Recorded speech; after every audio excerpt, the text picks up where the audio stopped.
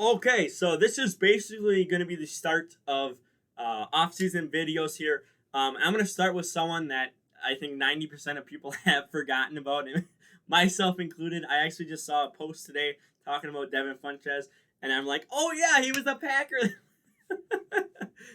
Even though he basically stepped away for a year because of COVID. So makes sense. I am totally fine with that. Anyone who is not is dumb. I mean, honestly, if you're not fine with someone caring more about their family than football, get out of here. Honestly, get out of here. That's stupid. That's a very stupid argument. So, anyway, we're gonna start with a guy that a lot of people have forgotten about, and from what I know so far, and this could very well change, but I believe we will have this guy next year. I believe he had something in his clause where he can roll over to the next year. He can roll over the contract the next year. I believe he didn't get paid this past season, or he probably still got money from the NFL some other way or something like that. But I believe we still have him for this next year. It could have even been a 2-year contract, or again, like I said, there could have been a clause where stuff rolls over to the following year because you're taking a break because of COVID. So it depends on. I don't know exactly what it is, but I am 70% sure that we will have him next year, and he will be on the Packers next year. Now, originally before the season started last year, this may be on video. I don't even know, but I said that, or I have talked to people and said that Funches would be starting out at the number 2, and I said I thought that by the end of the 2020-2021 season, he would slip down to 3, and Lazard would pass him for number 2. Now, that kinda happened, I guess. Without him, Lazard did step up and show that he is capable of being a number 2 receiver. Obviously, he got hurt mid-season, so if he was healthy all season, it'd be way better. His stats would be way better, and I think it would show that he's deserving of that number two spot. But he's still young. He's been in the league a couple years now because he was with the Jags. He's been on other practice squads, but I think he still has a lot more to develop. Funches, obviously, like the picture here, was a Panther, and then I believe he got hurt as a Colt. I believe it was with the Colts is where he got hurt, and that's where we picked him up from. So I think that these two, Lazard and Funches, are going to be fighting for that number 2 spot. I would not be surprised if Funches starts out as the number 2 wide receiver for the Packers and then drops to number 3 with Lazard, passing him. We'll see what happens later in the year. It just, it depends, basically. So, I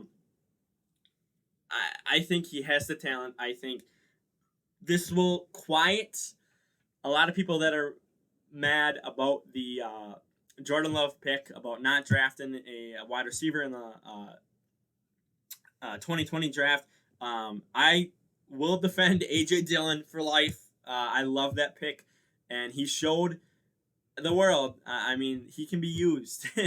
I mean, that Titan game was where I think the coaches started to realize, hey, we can use him. Now, obviously, he was on COVID for about a month and a half. So, but outside of the A.J. Dillon pick, a lot of people were mad about the Jordan Love pick, which he hasn't even played a snap yet. So you can't judge Jordan Love until he plays at least a year minimum.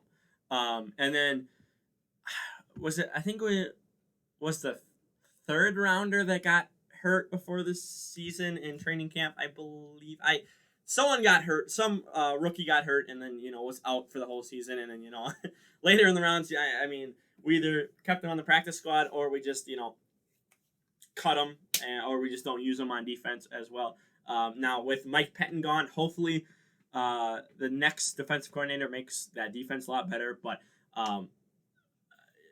we were number 1 in offense wise. We were number 1. I think if Funches had been there, I think the stats go higher.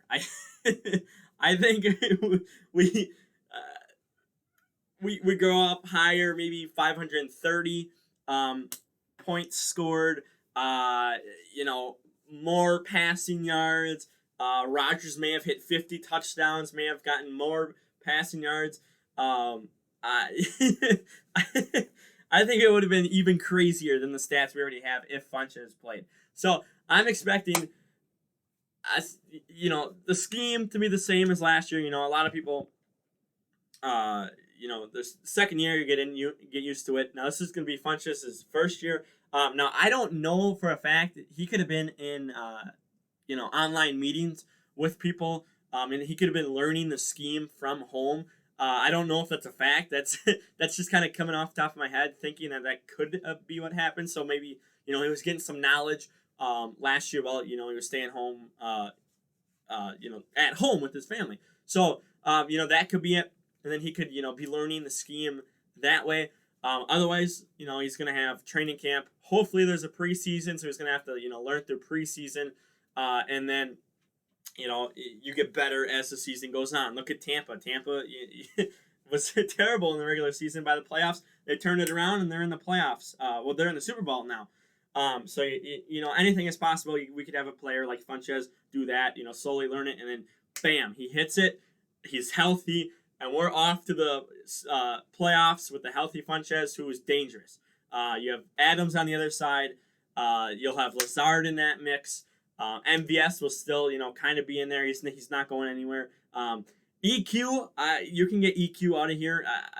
In my opinion, he's a literal glass cannon. He is injured. He's been injured. What is this, like 3 years in a row now, where he's missed most of the season because of injuries. And I believe we drafted him too. So this guy is just not worked out. And I hope Goody just lets him go in the offseason. Just cut his contract short and just lets him go. Or he just sits on the practice squad and, maybe someone else picks him up. We'll see. But he could go. I want to see more Malik Taylor before we let him go. I feel like he didn't get enough snaps. Or, if he was just on the field and he didn't even get looked towards. So... I would be fine with keeping Malik Taylor, and then obviously a fan favorite is Reggie Bagleton, who I think we signed back to the practice squad. I think he's back in the practice squad once again with us. So hopefully, hopefully he gets some playing time too. He gets boosted up and gets some playing time. But I think Funches will be a really really good addition, and so help the Packers even more than it already is. I think you add a weapon like this. If he can stay healthy. Now I know, like I talked about earlier, he has been injured. I don't know. I think he played like 2 or 3 games the season he was with the Colts, and then he got hurt.